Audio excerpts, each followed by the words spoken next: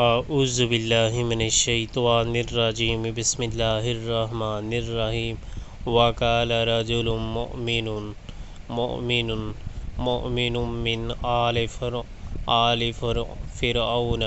یکتم ایمانہ اتقتلون رجلا ان یقول ربی اللہ وقد جاءکم بالبینات من ربکم وَإِن یَکُ کاذبا فعلیہ کاذبہ وَإِن یَکُ صادقا یصبکم بعض الذی یعدکم ان اللہ لیہدی من ہوا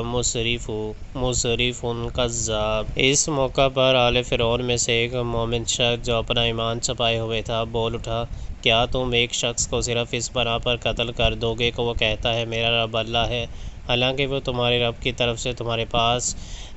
بینات لے آیا، اور اگر وہ جھوٹا ہے تو اس کا جھوٹ خود اسی پر پلٹ پڑے گا، لیکن اگر وہ سچا ہے تو جن ہولناک نتائج کو وہ تم کو خوف دلاتا ہے ان میں سے کچھ تو تم پر ضرور ہی آ جائیں گے۔ اللہ کسی شخص کو ہدایت نہیں دیتا جو حد سے گزر جانے والا اور کذاب ہو۔